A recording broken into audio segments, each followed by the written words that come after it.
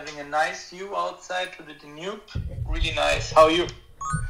Yeah, doing well, thank you. Had like a nice relaxing day. It's so sunny here, and I've got my Yeah? first sunburn of the year, Seb, which is Whoa. which is great, right? And And this is in the UK. yeah, I got caught out so badly, but hey, now the rest of the summer I'm going to be anxiously putting on sun cream. So I guess there's wins and losses Yeah. with all of this. I want to just say thanks to everybody who's in here at the moment. Hello, Ezekiel, Grace, Pablo, Guy. Good to see you all. And hopefully we'll have some other people join us as we go along as well. I want to bring up just two people, if that's okay. I'm going to randomly select people that we haven't heard from in a while. I'm going to send you all an invite. So if any of you could jump up. Hey, Grace, how are you? Hi, how are you guys? Hey, guys. I'm doing well here. It's just getting started with my morning.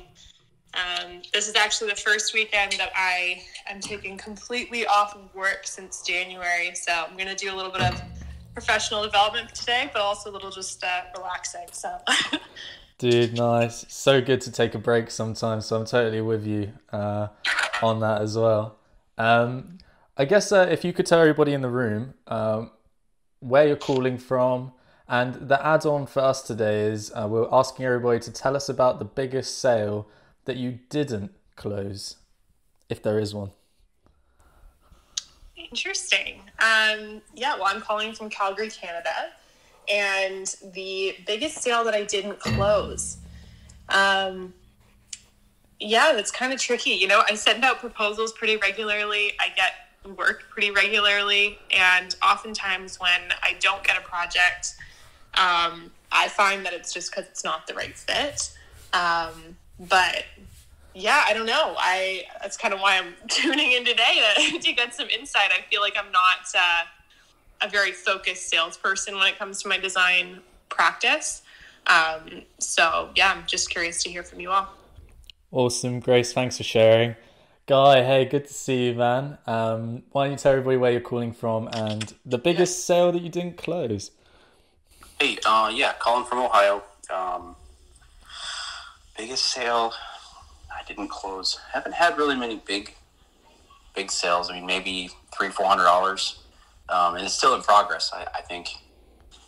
Yeah, it's a current project me and a client are working on as well. So I guess does that count as not closing? I don't know. It's not complete yet. Yeah, definitely. I would say that's it's in the works, right? So in the middle right now. But I would definitely say you'll have to report back on us whether you did or didn't close on that one. But good luck with it either way. But I mean, in regards to not winning the project, is that what you're referring to? Yeah, that's it. Oh, okay. I don't know. I haven't had many that I haven't won. I hate to say it like that, but most of the people that I talk to are pretty pre-qualified. So like in the market that I'm in, most of them do convert. So not real much input, I guess. Awesome, no worries. Thanks for sharing, Guy. Pablo, hey, You can drop me back into the audience if you'd like to. Sure. Thank you. Pablo, tell us your highest, where you're tuning in from. Sorry, I'm losing my words here. And the biggest sale that you didn't close. Hey guys, how's everyone doing? So I'm calling in from Durham, North Carolina. And the biggest sale that I made was this sort of like a biotech company. I sent a proposal, got through like a couple of interviews, and they were ready to sign. It was like a $40,000 website. And at the last minute, they opted for a WordPress developer. And I was like, no, don't do that. And now just a friend of mine works there, and he's just telling me how much they regretted in their decision. Dude, thank you. Well, hopefully there's some things that we can garner from this session, and hopefully you can join us in the Q&A towards the end as well and tell us a bit more about the story behind that sales journey. Thank you. Yeah, maybe we can also figure out what might have been or some learnings from this. Very nice. So, Sebastian, why don't we kick it off with I guess we're going to try and split this session into two, right?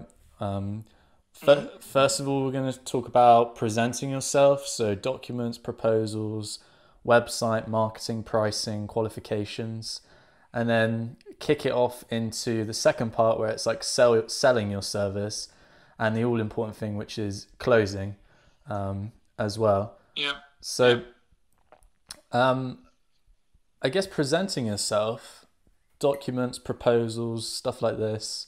What's your sort of go-to method at the moment? Should be, of course, professional. I tried a lot in Romania with the agency, a lot of different types of proposals until I stumbled over the future proposal. And it's called the perfect proposal, this kit. And now we stick with this. So we modified it, of course, a bit so that it fits for a digital agency because we are not mainly designers, web designers. But this is where we stick to it because we got feedback from most of the clients, even if they didn't decide at the end to work with us. Whoa, you had the best proposal, which is really good feedback, and that's why we stick with this. So this is a big recommendation for me. Check out Perfect Proposal from the Futur.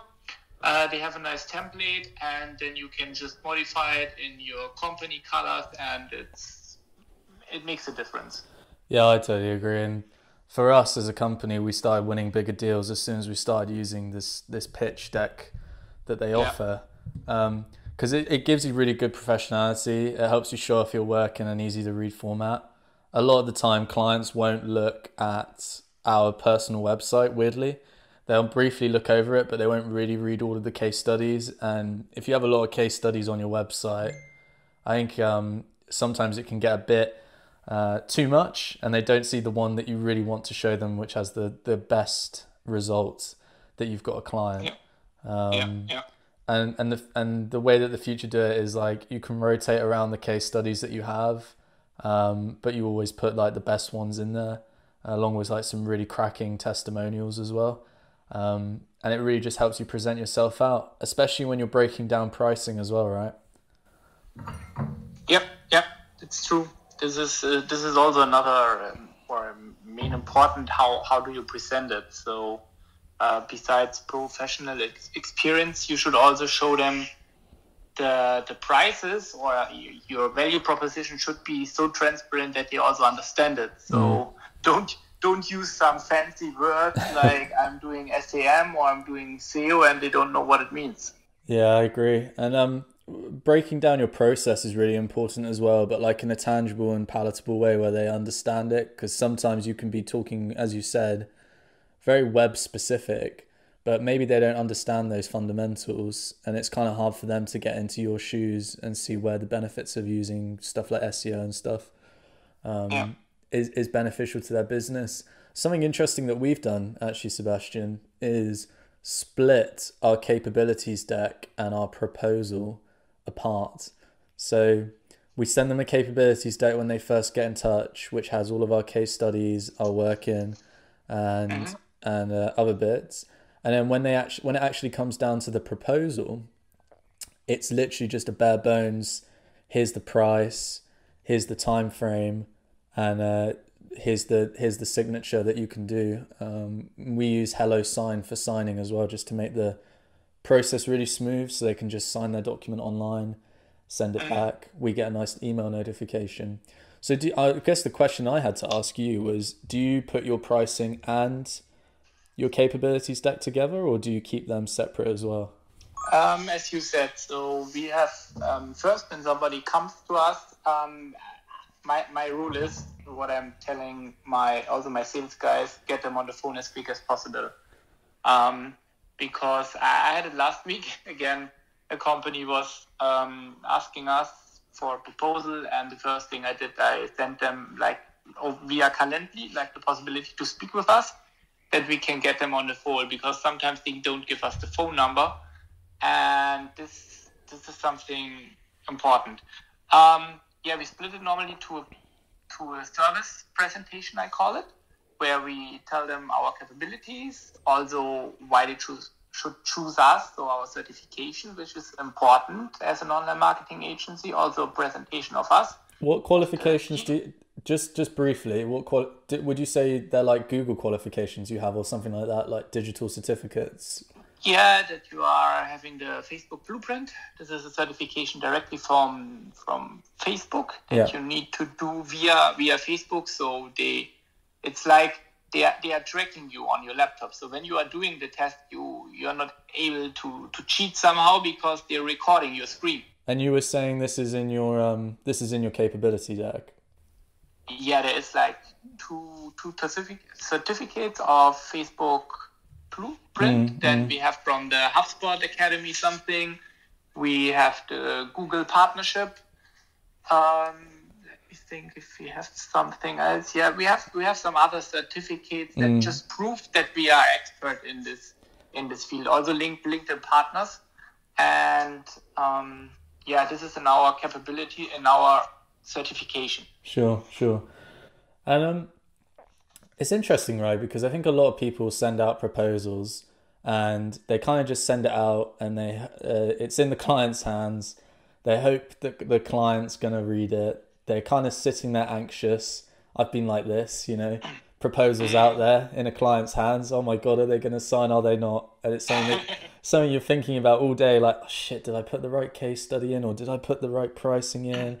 Oh my God. Some people are able to remove themselves from that, and I admire that, and I think that's where I'd like to go. But at the moment, I'm still very heavily invested in the proposals that I give out. I guess a tactic that I've learned, and something that I think you've told me in the past that you do as well, right, is walking the client through the proposal rather than just sending it to them, right? Yep. Also that you have kind of like at the beginning like a professional appearance. So first your website and so on, and then the entire funnel.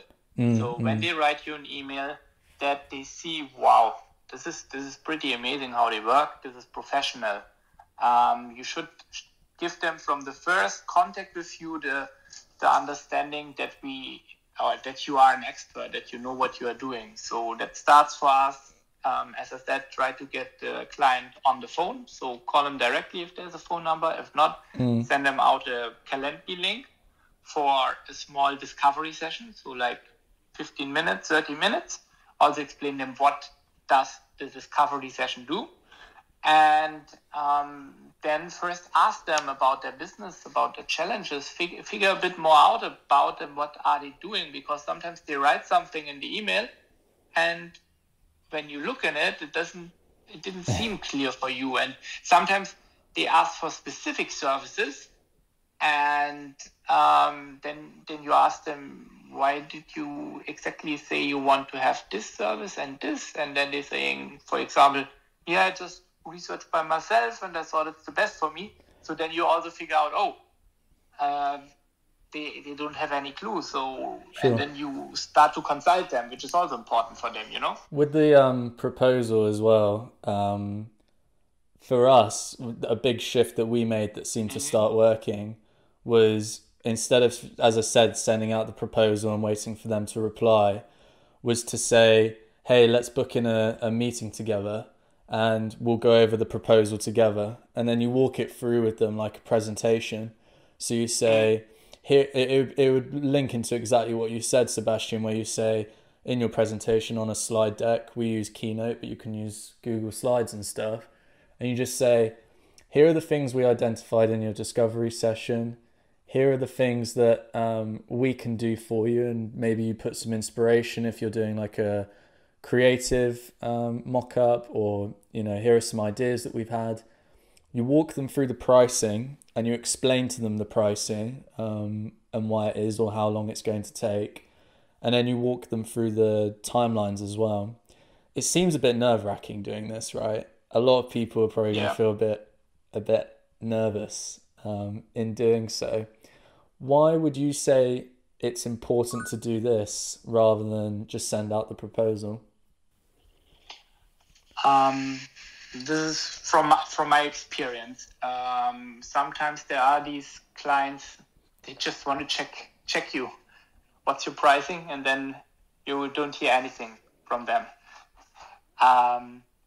This is one thing I don't like, but on the other side, I give them the proposal, and when I, for example, figured out already in the discovery call that they don't know so much about this topic, and I give them the proposal, they are lost, you know?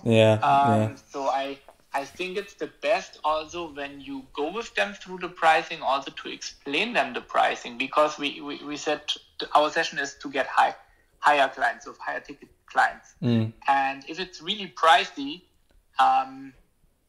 they need to understand why it's so pricey. If you just send it out, this doesn't say so much, even if you write something in the proposal. So, and just to jump in and add to that as well, it's a very typical thing for people to put strategy in a proposal and say, this is going to cost $3,000-$4,000 before we even start, right?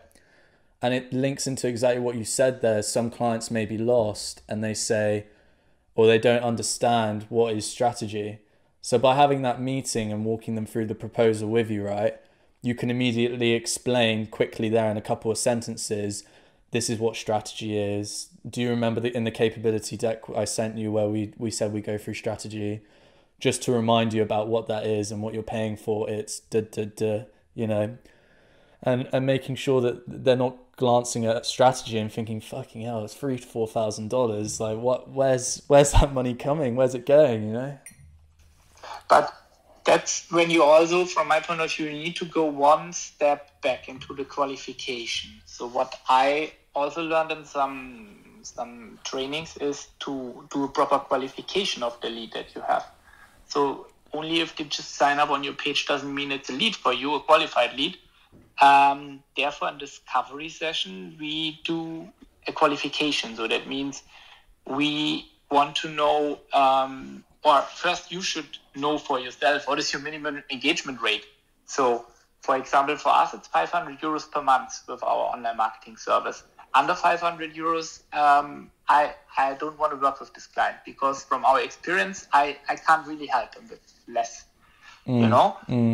So this is one thing you should do for yourself. Also, when you do web design, I don't know, do you have also like this minimum engagement rate for yourself? Yeah, so landing pages are like $4,000 to $5,000. Full-blown websites are like 7 to 8 minimum, because you can't do strategy and you can't do development and you can't do design, you can't do all of it and run them through like a really nice process, have a really good motion if you don't have time. And you do your client, I guess, a disservice if you're trying to do a really quick job for a few bucks. And I know you've said this a lot as well, like your team can't focus on it, they can't spend the time on it, that you can't think about new ideas. It all feels rather rushed, which I don't think really helps you build a quality product, right? Yeah, exactly. So this is, from my point of view, the first thing for yourself. And then when you speak to the client, you need to figure out, is this the decision maker, the only decision maker? Because this is also important. If you just speak to like the marketing guy, but he is not able to do the decision, you should make sure when you have your sales call to have the decision maker with you in the room, because if the decision maker is not with you in the room or can speak with you, you will never figure out what's important for the decision maker. Hell yeah. And it kind of ties back to this thing. I'm going to recommend a book to all of you called Gap Selling by a guy called Keenan, if you want to learn more about selling.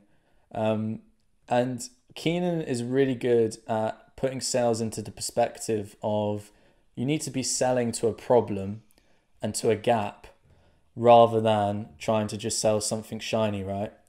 And I'll give you an example, because I think he's got a really clever example in his book where he says you need to identify the gap. You need to figure out where the client is, where they want to go, what's the gap in between that they need to cross to get to where they want to go, and how are you going to provide a solution for this? So he does his prospecting and his discovery in a very clever way, and I'll give you all an example.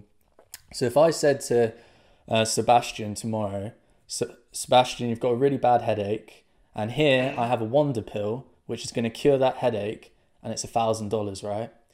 Well, you might say to me, Harry, that's $1,000 and my headache's going to go tomorrow. So why do I need to bother having your headache pill? You know, I'm just going to go to sleep.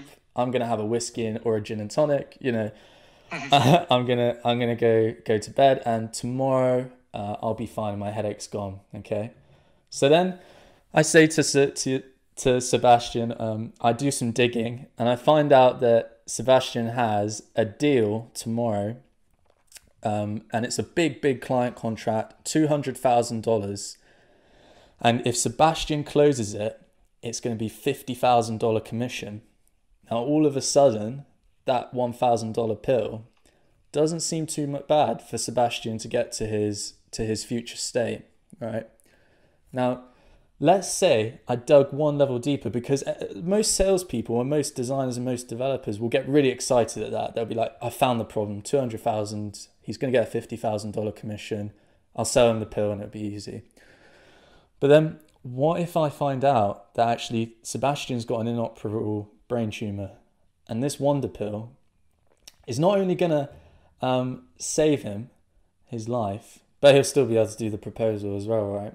And you see all of a sudden Sebastian goes from not needing the pill to, yeah, maybe he needs the pill, maybe he'll still be able to finish the proposal with the headache, to Sebastian needs the pill, there's nothing else that he can do, and it's a very emotional experience because he knows that he's going to die tomorrow, right? And what Keenan's trying to emphasize here, and tell me if I've gone off the beaten path, Seb, but from what Keenan's saying is you need to identify where the client wants to go. So do they want to get $50,000 next month in an increase in their revenue, right? Do they want to get an extra $100,000 a year? If they do, and that's their desired future state, maybe it's growth, maybe it's more employees. You've got to find out what their kind of key business objective is. Once you've identified that, you need to dig deeper. So you need to make an emotional connection. You need to say, what happens if we don't reach there? You know, what happens if you're not going to make that $200,000 extra a year? Are your kids going to be able to go to that nice fancy prep school that you're sending to them to at the moment? Is a fun one that I quite like asking. Or, you know, are you going to be able to go on more holidays? Are you going to be able to take a step back from the business? Find like an emotional kind of response, like something that they're really, really concerned about. And then you can sell them your service. So you can say, instead of selling Seb a pill, I'm selling Seb a website, right? And I'm saying to Seb, I know you want to get to an extra $200,000 a year. And I know if you don't do that, you're not going to be able to step away from your business. There's a key objective there, and the emotional part. And then I can say to Seb, what if I could create you a website for $10,000 and it will help you get to your target much quicker than if it doesn't. And it will also make sure, Seb, that you can step away from the business at that point. Does that make sense? Yeah, really, really nice story. It makes total sense for me. But it makes you can only do this if you know the client. So if you have spoken with the client. If you don't know about the client enough, then you can't offer this thing. And I think that ties in key to what you're saying, where it's about having conversations with your client rather than just trying to sell them something shiny. You gotta be friendly. You gotta be a friend. You gotta try and be social with them. You gotta ask them, like, where do they like to eat? What do they like to do? What do they like to do at home? You know. Also to understand what are their problems in order to figure out a solution how your service can help them. Maybe you also figure out your solution will not help them, then you just tell them this, because this is also somehow professional consulting. Exactly. From my point of view. I'm going to open up. If anybody would like to come up and add something or ask a question, we're going to do Q&A now for 5 minutes. So if you have anything that you'd like to ask about presenting yourself or talking to a client, feel free to raise your hand. In the meantime, Seb, I'm interested to know what you would do to qualify a client to make sure that they're somebody that your company wants to work with. I know you said price is an important sticking point, but are there any other qualities that you look for as well? First of all, the prices. Then if the only decision maker And then I also need to figure out what kind of business do I have already some experience in this business, or in this, for example, if it's B2B, so that I know I can help this client. Because if I just want to start something, for example, e-commerce, I don't do in general e-commerce, so then I will say, no, we have no experience in this. I'm not interested. But then it's, for example, like lead generation for a specific business. I even have then a case study that I can show them and that I can explain them, and where we have already like a strategy for them. So it's playing to your strengths essentially, right? Exactly, because I'm still coming back to the topic. How to close higher ticket clients. So in order to close higher ticket clients, you need to put yourself in a niche. It increases your perceived expertise, and you get more money, or you can ask for higher prices because you are the dedicated expert. Sure. This is how you play your cards. So it's all like connected. I hear you. Let's throw it into Q&A. Grace, you were first, then Pablo, then Ezekiel. Yeah, kind of a comment and a question. A lot of times what I'll do with a proposal that I'm particularly invested in is record a screen share through Loom, and do that as my walkthrough and kind of go through the pages in a little bit more depth. My proposal has like a specific page on Webflow, a sample schedule, like all my pricing tiers, like that are custom for that project. But I was curious, when you're talking about walking someone through a proposal, are you doing that through something like a screen share, or are you scheduling another call with them to go through that proposal? So what we tend to do is, when the proposal is ready, I'll let the client know. So let's say I'm in the discovery call and we're talking about their problem, right? We're pretty confident that we've got to the end of the discovery and we know everything that we need to know. And then I'll say to them at the end of that call, hey, Grace, I'll be able to get a proposal to you by the end of the week or by next week.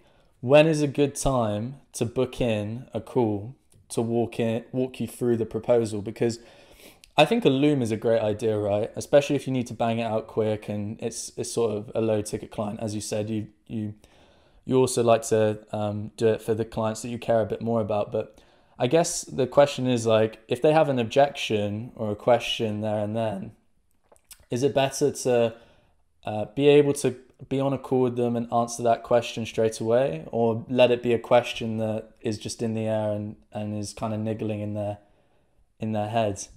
I'm interested if you've walked through any of your clients through a sales proposal yet. Yeah, I think that's really interesting to have that point of like, if there's a question that they have as they're going to address that kind of right then and there. Yeah, I think that's helpful. I haven't walked through a proposal with someone on a call, but I have had a lot of success with those Looms. I think it's mostly out of being conscious of someone's time and not wanting to take up too much of their time going forward. But I think it would be more helpful for those bigger ticket clients as you're talking about. Yeah. I think it's worth it, even if it's only 15 minutes. And the good part is, if you're going on a call, or we do a Zoom call, you can see the other person's reactions if the camera is on, which is also important. So if you mention the price, for example, and you look at their face and they seem like they just watched a horror movie, you know for sure, okay, something is not okay with the price, and you can address directly the question.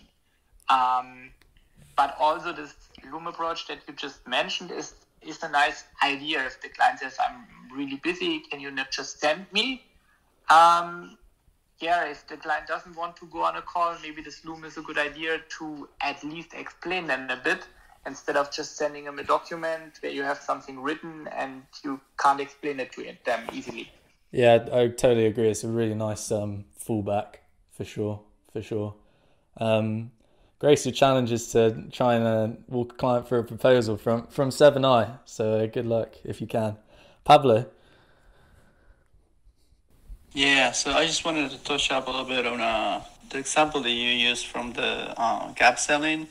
that, for the client that I was telling you about that didn't go with me and go for another person that's using WordPress instead, I think I failed going that extra, level and connect with their end goal, because what they wanted was to like have everybody be working with the CMS, and I guess I didn't sell the Webflow CMS enough so that they went with something that they were familiar with. And so my question is, do you guys think it's a good idea to explain a little bit better what Webflow does? Since, most people like in the industry, the ones that make decisions, are familiar with WordPress and not Webflow. So I think it'd be a good idea to maybe show a long video of how the editor will look like. So I think that's like one of the best things that Webflow has, like how easy it is to use their editor. I think, Pablo, yes, 100%. And you can do this in your discovery call. It doesn't always have to be about questions and asking them about their problem, but you can loop in, things about your case studies and clients that you've worked with very casually. I would recommend that we would do SEO for the problem you've just told me, and we did that for a client only last month, and that really helped. And then you can go as you said, into sort of a demo by just saying to them, the way that our clients can edit websites, it's like editing a Word document. You can click on the page, you can hit publish. Would you be interested in seeing it? I can quickly pull it up. Very naturally bringing them into like a demo experience where you've already got, let's say, a page preloaded with the editor up. So it's not awkward or anything like that. And you can just show them very quickly, because I think the biggest thing for me, Pablo, I don't know if you've had it with people that you've worked with before, is their eyes suddenly become glazed over and they're so excited when they see, oh my God, you can actually click on the page and just, delete a letter and put it back, and, how easy it is. Yeah, that's one of the biggest points that Webflow has, is the UI is just really good. Like compared to WordPress, it's like, so much better. Yeah, I totally agree with you. And with the CMS editor, we had also these questions a lot of times that they compare it to something that they know. And most of the people know WordPress. So the best is to show them in the session how it works, and also show them what can it do more than WordPress in order to convince them that Webflow is the right product. Because from most of the clients, what I also hear what you mentioned, Pablo, is that we need a CMS so that we can work and change the content by ourselves. And this is something that you can show them how it's done in Webflow, so that they know, okay, it's even better than, for example, on WordPress. Ezekiel. Hey guys, just a quick question, more on the top level of the funnel. I'm about to launch my website, and I'm trying to decide between trying to draw users to go and to the just like a general contact page, or should I try to draw users to go join a free 30-minute strategy call or something like that. I'm sure you know what I'm talking about. I've seen a lot of other people do it, where basically they just offer 30, free 30-minute calls that we can talk over, the issues you're having. Just curious what your thoughts are on that. I think a general contact form is important to have. So this I would make for sure. And plus this, you can make a funnel. For example, something that when you make some PPC campaign, for example, some specific campaign, in order to lead them, you offer them a free consultation call, 30 minutes, they can book in. So we are using Calendly for this with an iframe solution.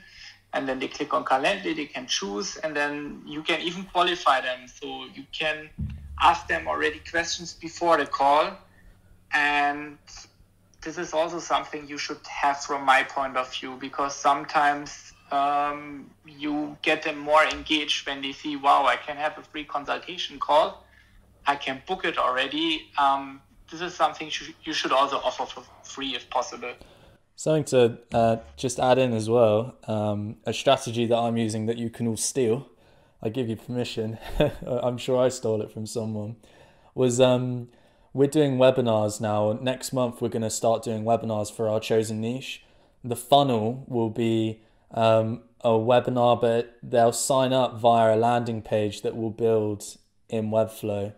So just to add on to what Seb said, I would also maybe even think about going a level deeper and building some sort of landing page for your niche that has a contact form on them. They can read some more information about you, and there's a very specific flow that they go through. So when they get to the end, they know everything about you.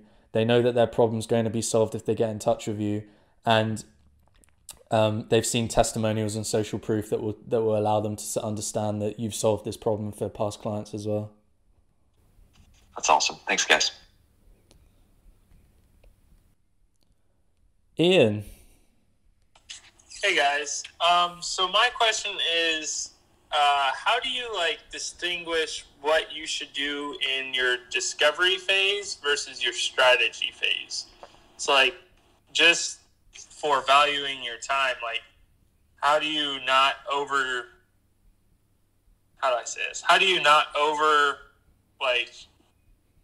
extend your time on the discovery phase when you'll probably be doing the same stuff when you most likely will be doing the same stuff in strategy? I hear you. Because that generally can charge for. I hear you, Ian. I hear you. So discovery, I don't need to know what brand colors they're going to do. I don't need to know their brand keywords. I don't need to know their customer personas.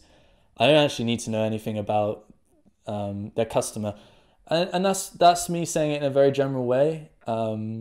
But I don't need to know the very, very specifics that you're going to do in strategy to find out who are we talking to, etc. Because as you said, that's something that you pay for. But for me in discovery, and I'll link it back to the gap selling, I'm trying to identify the gap. Where is the business going? What is the key business objective that they're trying to solve? Why do they want a website?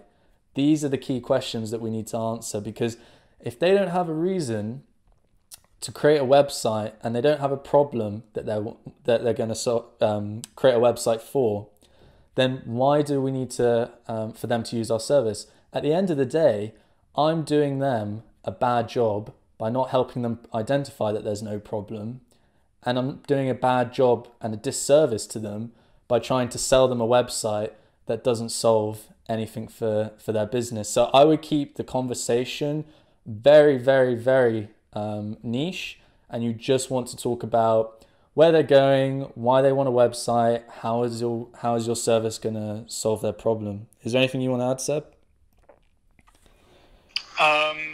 I totally agree with you. This is the thing that you should, of course, for web design, it's something else what you need to figure out. For marketing, you need to ask them, of course, different questions in order to figure out what they gain from this marketing. Is it brand awareness? Is it more leads? What do they want to accomplish with it in order to build for them the solution that they want? Real nice. Hope that answers your questions, Ian. Yeah. Oh, sorry, man. Sorry. I'll bring you back up during Q&A. But let's move on swiftly, because I know that time is against us. And there'll be more opportunity to ask more questions at the end, guys. So feel free to stick around if there is anything else that you would like to know. But we're going to talk about selling your service and closing now, and why closing is important, and what can we learn from it as well. So Seb, why don't you start it off, selling your service and closing? Yeah, some things that I didn't do from the beginning and that I had to learn. If you want to increase your business, you need to sell. So and lots of business owners don't focus so much on selling, but this is the thing how you can increase your business. This is how you can grow and get more things. So you need to learn how to sell, or if you have the possibility, to hire somebody that knows how to sell. I think it's important, or what I learned is to have kind of like a sales script, which helps you a lot, because sometimes when you have these sales calls, so we have a 2-call strategy. So we have once this qualification call, discovery session, and then we have the sales call. And in the sales call, you need to have a script. Like there are things that come all the time, the same questions. So if you are prepared and you have them written down, it's much easier to answer them, because sometimes you forget maybe something to add, you know? And I think it's important to add into that, those common questions for us anyway is, how much is this going to cost me? Which nobody wants to give away in their discovery, but being upfront about it and saying, you know, this website's going to cost you anywhere between $10,000 and $5,000, for example, and just being upfront. They want to know how long it takes. And they want to know what your solution is as well. Any others that you would add? Yeah, I agree with you. This is normally what they want to figure out. What is the price? But you need also to make them to understand, why did you come to this price? What do you have to do in order? Because this is the main question. Why should I work with you for my solution instead of your competitor? So you need to differentiate yourself. Yeah, I agree. I think I'm slightly on the opposite end, Seb, and although I believe in structuring a discovery call to find out and have a good idea of the key questions that you're going to ask, I don't like having sales scripts anymore, and I'll tell you why. I lost a really big deal 2 months ago, and I had a list of questions, and looking back at it, I must have sounded so robotic, because I was going through each question. I was asking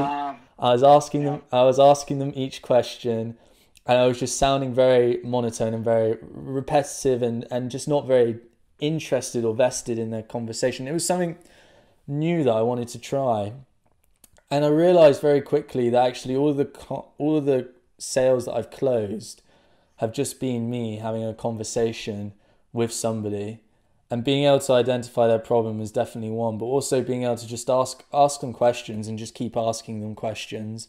Nobody really cares about you and your company and your service. What they really care about is, can you solve the problem that they have? So I actually have a rule now where if I ever go into a sales conversation, not to have a script, so to speak.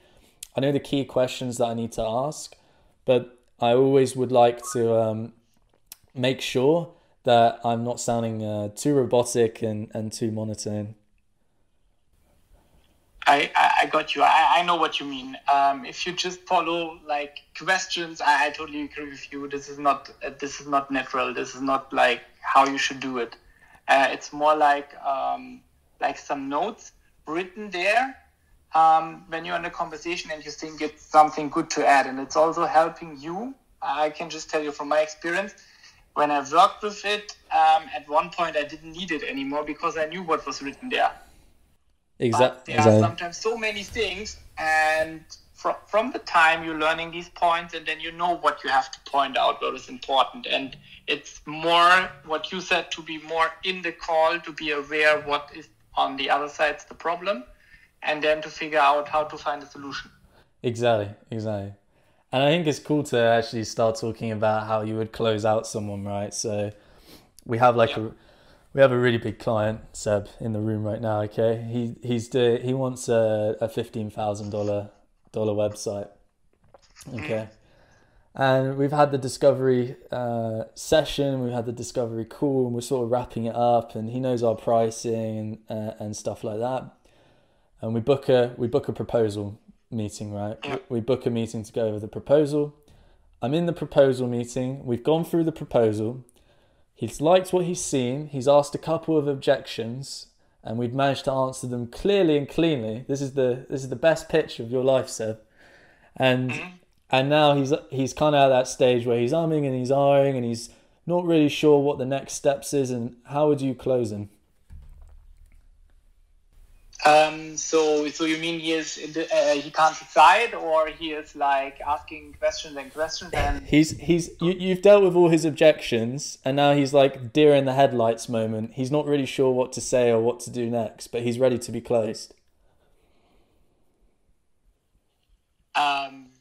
I would say then let's do it. Nice. Just then let's do it. If you don't have any objections anymore, any more questions, then shall we do it? Come on, let's do it, and let's sign this deal. Sure. That's the best you should do, and you shouldn't. It's also really dangerous. I can tell you this. If you wait too long, if the client says I need to sleep over it or something, then the possibility is high you will lose it. So best would be to try to close the client directly in the sales call. Because then he thinks about some other things. He has another call with a competitor or something. So I have a great thing to add to this as well, right? Yeah. Like there's a really good sales guy called Benjamin Denhenny in the UK. His YouTube channel is the UK's most hated sales trainer. You guys should definitely watch some of his videos. He's very, very, very troll, and he does cold calling, so he's very good at getting past gatekeepers and stuff. But something that he does that's very interesting is at the end of a sales discussion, if they're really adamant about taking the proposal home and such, he'll say, so, and let's pretend you're the prospect, Seb, right? He'll say, so Seb, do you have a wife?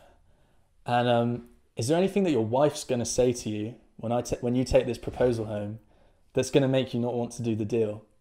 And is that a question I can help answer now? And he'll also do the same for if they have a business partner. So if they have a business partner, he might say, well, perhaps we should get your business partner involved as well. Or at the very least, if the guy's saying, no, I make the decisions, my business partner is in charge or anything like that, he'll say, is there anything that your business partner is going to bring up that's going to mean that this deal isn't going to go forward?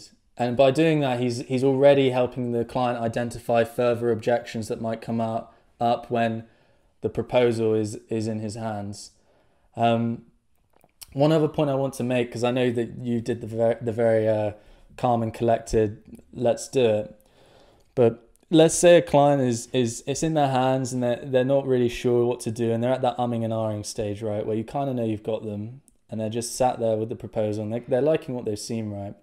And a great question that Chris Stowe from the future always asked him is he just very openly says, so we've identified this problem and we've identified this gap. And if you've told me that if you don't get another $100,000 in the next year, you're not going to be able to hire, you're not going to be able to grow as fast as you want, and that's going to make you sad. So in doing that, we can do this website for you. We can do it for $15,000. It's going to solve the problem that we've identified in your gap. What would you like to do? And by doing this, you're putting the power back into the client's hands.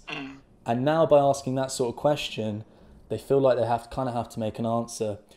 Now, if you get good at sales, I think you can easily read body language and the way that they speak and understand when you ask that question, they give a reply. Have you lost it or haven't you lost it?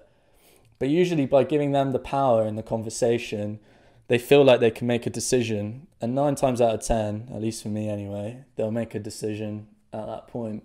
Yeah, I agree with you. And a really important part that you mentioned is the objection handling. So if you guys want to be better in closing sales, objection handling is, from my point of view, the key, that you know how to deal with it, to first identify it, if it's an objection or is it just a complaint or pretext or something, and then to figure out what is the real issue, what is the customer right now when you have the sales call struggling, and then in order to figure it out and then to convince them to work with you. Man, I love sales. I absolutely love sales. I think this is such a fun topic to talk about. I see Guy's patiently had his hand up for a while, so I invite him up to speak. Yeah. And I think if anybody else would like to come up and chat as well, feel free to raise your hand and come up and ask a question. Hey, Guy. I jumped up to speak, but I may have lost it once you guys were discussing. Okay. Yeah, like the tactic that I use to close clients or to convert. I don't do like the no pressure, and this is for both markets, I think, too, because I'm selling a service, I'm selling a product myself essentially. Is if they're coming to me and they book an intro or discovery call, they're already pretty much pre-qualified. They kind of know that they want something developed. They just may not know what they want or even who they want. But for me, I come in, I discover their requirement, and I say, hey, this is my proposed solution. It's kind of a take it or leave it. Like, I don't try to do a lot of the, work with me versus my competitors kind of speech, because I already built in a little bit of that speak in my discussions with them. I already kind of bake that into my what I offer to them. It's kind of passive, I guess, but when I'm talking to them, I already build in things like, in the tactics that I use in my service, I build in error notifications, and I build in things that help build trust and confidence with me without pitching myself or saying, hey, this is what I offer versus my clients or competitors, work with me versus them, and here's why. Because the truth is, if they, they don't want to work with me for whatever reason, or my solution isn't the best for them, then go to my competitors by all means, and if I can't meet your need, then I'll recommend some folks that might, I have no problems with that. And I think that's so important, Guy, what you just said. You're still being that nice guy who wants to help out the client at the end of the day. And even if they don't want to do business with you, you're still happy to refer someone, which just shows that you care still, right? Absolutely. Building a network. Yep. Because I have people in my network of the services I offer, or even completely different services. Yeah, I agree with you. I still have with some of my former prospect contact. So they didn't sign with me. They signed with another agency or something, but we are still in good contact, and we meet up because at this point, what you mentioned, when you say, yeah, maybe we are not the right fit, it's much better to say it like this instead of them having the client and the client is unhappy. And that's another thing you got to keep in mind too. Maybe not every client is a good fit for you. If they're asking too much, or they don't know what they want, or even if you don't have the time or bandwidth to take on the small project that they have, that's another consideration too. And also, I think the red flags, to see some red flags that you had in the past in order to know, okay, I don't want to work with this client because I can see now already in the starting point some red flags which tell me no, totally a no. And I know that doesn't really relate too much to the high ticket, but even some higher ticket clients or jobs that I've wanted to work with, I've shied away from because of the relationship that I perceived was probably going to happen, or the complexity or even the abrasiveness of the client. I've just turned them away. Don't even want to do it. And I think that's just building confidence and building your abilities to the point where at some point you'll be able to take on the high ticket client. I definitely don't think that if you're starting out, right, anybody should be touching really big money, because especially when you're at a younger age, in your early 20s or something like that, you might not know what's best for the client in comparison to somebody who's got a lot more experience. And it's not a bad thing to be able to admit that, be able to let go of your ego a bit and just say, okay, well, I still want to help them and give them a contact. And as Seb said, and you've said as well, Guy, building that network, you can then still stay in contact, and they might even respect you so much that when you are ready, they'll give you the next project.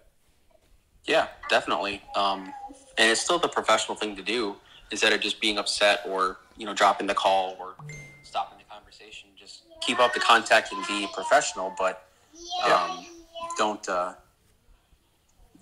That's exactly my whole mantra as well. Guy, because you're up here, I'd love you to close out by telling us the biggest thing that you learned from this session today.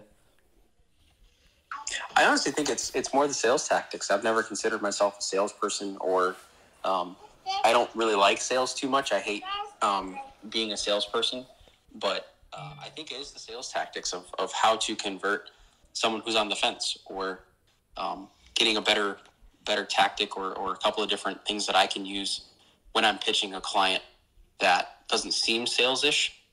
Because like I said, most of the people that come to talk with me are already pretty much pre-qualified. They kind of know what they want. They just want to find a solution and then pull the trigger. But how do I, again, build in that confidence or find a way to scale them in the future? Like, hey, let's do a small project, but how can we build on that? Or what can I glean from them to build my business, to build that trust, and build the repertoire to land those higher clients in the future. Because that's the whole point, is do a small project here and there that'll build like your portfolio a bit, and then you can start working towards those bigger projects. So getting the sales tactics, the how to close a client, or if someone's on the fence, what can you do? Super nice. I think, yeah, I totally agree with you, Guy. And thank you very much for sharing. Really appreciate it.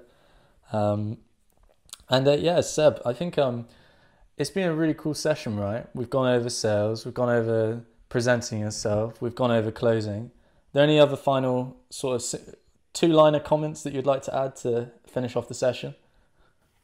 Yeah, I really like the session as well, and I think we should make somehow another session in this direction, maybe like a role play or something, because I think this is the key for most of the businesses, the selling.